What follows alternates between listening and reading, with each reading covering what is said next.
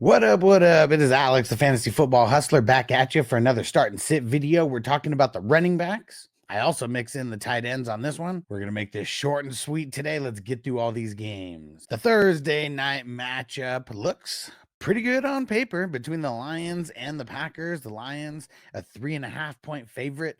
51.5 is the over-under. This might be the highest one on the week. Now, Green Bay has been amazing at defending the wide receiver, but middle of the road when it comes to the running backs. So as long as Jahmyr Gibbs and David Montgomery are active, I'm probably playing both of them. We got 6 teams on bye this week. Now, Lions have been really good at defending the running backs. They're third in points per game and then second in EPA for the season and second in EPA over the last 5 weeks. So they just do not give up a lot of points. If you have the luxury of sitting Josh Jacobs, I feel like go ahead and sit him. I'm just being realistic with the 6 teams on bye. You're probably going to have to play him anyways, but I'm going to say he's a sit. You just might not have the luxury to actually be able to sit him.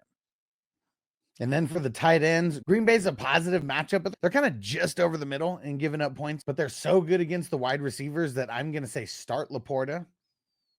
Lions are a horrible matchup for the tight end, so I'm going to say only start Kraft if you are desperate, because we see what he's done getting these random touchdowns, but it is not going to be a volume play at all. On to the next. The first Sunday matchup, we got the Steelers taking on the Browns. The Steelers, a 6.5-point favorite. 44.5 is the over-under. We can expect this to be a tough, grinded out game, I'm sure. When it comes to the running backs, both teams have been really good over the season at defending them, but over the last handful of weeks, things have been changing and they've been giving up more points than expected. So if you look at the EPA for the last 5 weeks, notice how it's very positive matchups for these guys. I'm starting Najee and I'm starting Chubb. Warren is going to be one of those flex guys. If you are like very desperate and you need a dart throw flex, I'm going to say Warren could be that dart throw flex you throw in there. I'm only going to say start Jerome Ford if you are very, very desperate. Cleveland's not a horrible matchup versus the tight end, so I'll say start Freiermuth, especially with 6 teams on bye. Steelers have been pretty good against the tight end, but I feel like Winston and Njoku, they just got that rapport, and I'm just going to say start them with 6 teams on bye. Got to. Next matchup on the slate, we got the Giants versus the Saints. Saints, a 5-point favorite. One of the lowest over-unders on the week, though, 40.5. The running back matchups are amazing here, so we're just going to play all of them. We'll play Tracy. Of course, we'll play Kamara. If you are desperate and you need a dart throw flex, Singletary and Jamal. Why not? They said that he should be back on the field catching Pokemons this week. Saints are a decent matchup versus the tight end, and the Giants are a horrible matchup versus the tight end. Theo Huxtable Johnson just had foot surgery, so he's not playing. Taysom Hill is the only tight end on the other side that I'd really consider playing. So yeah, we're just sitting the tight ends in this one. On to the next. For the next game, we are going down to Miami. Miami taking on the goddamn Jets. An AFC matchup that hopefully lives up to the billing. Dolphins are a 6.5-point favorite. The over-under is 45. The Jets have been giving up way more points to the running backs than they were in the beginning of the season. So we're starting A-Chain. I don't really want to start Mostert unless I'm super desperate. He'll be one of those super dart throw like flex guys. Dolphins have been giving up a bunch of points to the running backs for the season, but over the last 5 weeks, they've been a little bit stingier.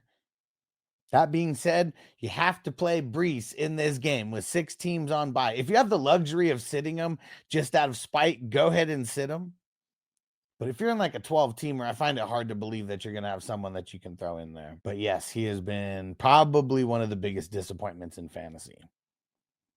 And then I know people are getting super desperate. I really don't want to start anyone else from the Jets as far as like the running backs, because nobody gets any realistic type of snaps. And then for the tight ends, even though Miami's been a really great matchup for the tight ends, I don't want to start Conklin. And it doesn't matter how good or bad the matchup is for Jonnu. If you have Jonnu right now, you are not sitting him. On to the next. Next game on the slate, a real ugly one here between the Titans and the Jags. Titans are a 3.5-point favorite. 39.5 is the over-under, one of the lowest on the week. As of Wednesday morning, Trevor's still in concussion protocol. Probably going to be Mac Jones this week. Who? Mac Jones. Jaguars have been a great matchup for the running back. So we're going to start Tony Pollard. If you're desperate, even Spears. He's more of a dart throw flex guy, though. And Tennessee, they've been giving up some bigger runs to the running back, and it's been translating. The last 5 weeks, 19th is the EPA. Positive matchup. If you're desperate for a running back, Etienne and Bigsby, throw them out there in this game. These guys will be having something to prove. For the tight ends, I don't want to start Chig. Jacksonville's actually been pretty good against defending the tight end. And Tennessee, they've been giving up more points than they were in the beginning of the season. I will start Evan Ingram because no matter what, he is going to get a bunch of volume, and he's going to volume his way into a top 10 tight end this week. On to the next. Next game to talk about, an NFC matchup between the Vikings and the Falcons. Vikings a 5.5 point favorite. 45.5 is the over-under. Both teams have been really good at defending the running back. Atlanta, maybe over the last couple weeks, they've been more of a middle of the road than like a shutdown run D. Over the last 5 weeks, they've been 13th. So more of a middle of the road matchup versus like bottom 5, like what they were for most of the season. Vikings have just been really shut down and not giving up points to the running backs. I'll sit Aaron Jones if I can. Bijan, we're not sitting though. We're just rocking and rolling. I don't want to play any other running backs because the matchups are so bad. For the tight ends, I'm just going to sit Pitt. Screw it. Vikings are kind of middle of the road. Falcons have actually been a bad matchup for tight end, so I'm just going to sit Hawkinson. On to the next. We got another NFC matchup here. This one's between the Eagles and the Panthers. The Eagles a 12.5 point favorite. 46 is the over-under. Eagles really great at defending the running backs. Panthers really horrible at defending the running backs. Doesn't matter how good or bad the matchup is, we're starting Saquon. The matchup is so juicy that you might even be able to start Kenneth Gainwell in one of those super dart throw flex spots if you're just super desperate because you have nobody. This week is insane for bye weeks. Now for Chuba, it is going to depend on your level of desperation because I really don't want to play him, but with 6 teams on bye, you might have to. I'm just going to say sit him. Don't forget to leave your start and sit questions in the comment. And then for the tight ends, Eagles, decent matchup for the tight ends. Carolina, great matchup for the tight ends. I'm only going to play Goddard if Smith misses again, though. I don't want to play anyone for the Panthers. On to the next. And for our next matchup, we got the Bucks versus the Raiders. Bucks are a 6.5 point favorite. 46.5 is the over-under. If you're looking at the stats on the screen, there's a lot to dissect here. Raiders for the season are giving up way more points than expected, but over the last 5 weeks have not been giving up that many points to the running backs. That being said, with 6 teams on bye, I'm rocking Bucky and Rashad White. They've both just been too good and too much a part of that offense. Then you look at the Bucks. For the season, they're 10th in the expected points against, so they're even lower than the points are actually giving up, but that's because over the last 5 weeks, they've actually been a really positive matchup for the running backs. I don't want to start any of them from the Raiders. Unless we know that Abdullah is going to be the guy, which no matter what, I feel like he's going to be, even if it's in the receiving game. I just don't want to play any of them. And then for the tight ends, Raiders have been a smash matchup for the tight ends, especially over the last 5 weeks. We're starting Otten. And the Bucks have been a really good matchup for the tight ends. So we're starting Bowers. On to the next. We got a divisional game to talk about now, an AFC West divisional game between the Cardinals and the Seahawks. Cardinals a 2.5 point favorite. 44.5 is the over-under. Again, a lot to dissect with the stats on the screen here. For the season, they've both been a pretty good matchup for the running backs, but you look over the last 5 weeks, they have not been giving up a lot of points.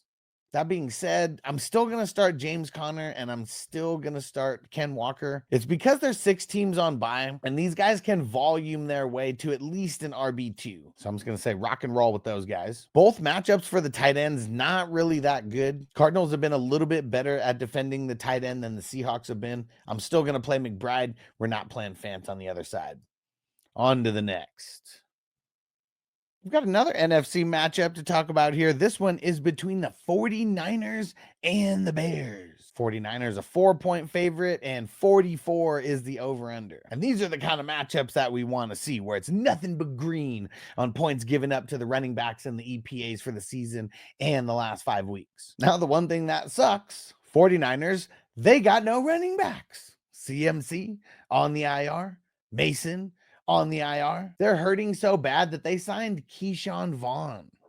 Oh, Keyshawn! It's ugly over there.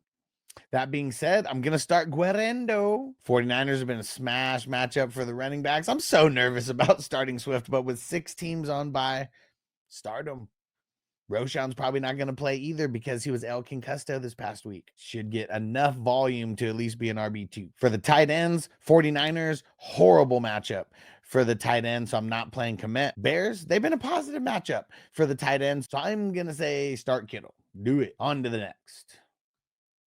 Next matchup to talk about, we got the Rams versus the Bills, and the Bills are a 4.5-point favorite. 49 is the over-under. Yes, got another high-scoring game here, and this is what we love to see. Nothing but green. Both teams giving up some booty to the running backs. So we're starting Kyren, and we're starting James Cook. If you are in need of some dart throw flex guys, Ray Davis, start him. Dart throw flex, I said. Blake Corum, start him. But he's a dart throw flex, I said. Both teams have been amazing at shutting down the tight ends. So I really don't want to start any tight ends in this game. All right, we have made it all the way to Sunday night. We got the Chiefs taking on the Chargers in AFC West divisional matchup. Chiefs, 4-point favorite. 43 is the over-under. Both teams have been really great at defending the running backs for the season. The Chargers over the last 5 weeks have been a little bit weaker at defending the running back. I don't want to play anybody for the Chargers. I already told you it was going to be a clusterfuck. We really picked those guys up doing our due diligence with Gus Edwards, Vidal, Haskins. If you were super desperate, it's going to be ugly. And this game specifically, they're going up against the team giving up the least amount of points to running backs on a per game basis. So no, thank you. Since the Chargers have been giving up a little bit more points, I will play Pacheco. It's obvious that Pacheco is way, way better than Kareem Hunt. They eased him back in and they gave him both similar touches in this weekend, similar snap counts. I bet every single week we see Pacheco go up in touches and go up in snaps. Chiefs are really going to want to keep the ball away from the Chargers. So they're just going to run Pacheco. I feel it. Feel it down in my plums. I can feel it down in my plums. And then for the tight ends, what really sucks is the Chargers have been like the absolute worst matchup for a tight end. That being said, we can't sit Travis Kelce. And because Travis Kelce is going to be getting so much attention, I will start Noah Gray as well. Because if they can't get the run going, they're going to have to throw. And Noah Gray just seems to get used like a wide receiver who just lines up like a tight end. A lot of times out of the slot. Chiefs have been a great matchup for tight ends. I can't start Will Disley, though. I can't. I'm super nervous about it. And the matchup is there. I'm just way too nervous. If he gets you a 0, I don't want to say it's because of me. If you got the stones to play him, run him out there. On to the next. Yes, we have made it all the way to Monday Night Football. We are going to Jerry World. The Cowboys taking on the Bengals. Bengals, a 5.5-point favorite. One of the higher over-unders on the week at 49.5. I think it's because the Bengals defense just been giving up some booty. The Bengals run D for the season, kind of middle of the road, but over the last 5 weeks, they've been giving up a little bit of booty to the running backs. I'll say start Dowdle, especially with 6 teams on bye. Cowboys, they've actually been doing better over the last 5 weeks than the entire season. I don't care about any of that. We're still rocking Chase Brown in this game. And then for the tight ends, it's kind of a crapshoot with these teams. Bengals have been a really good matchup. So I'll say start Schoonmaker if he's the one who starts. Ferguson starts, I'll start him. Cowboys have been pretty tough against the tight ends. And it's such a crapshoot over there. I don't want to start Gesicki or Hudson. Those would be the 2 guys that you'd be starting. But it just goes back and forth so much that I don't even want to start them. I just get nervous about it. Yes, we made it all the way to the end. Appreciate you guys rocking. We got the wide receiver start and sit video that's going to be popping up here as well. Go join the crew at 420crew.com and go pick you up a t-shirt at 420crewmerch.com. They're on sale for $12.50 right now. Go get it, and we'll see you at the next live stream. Peace out.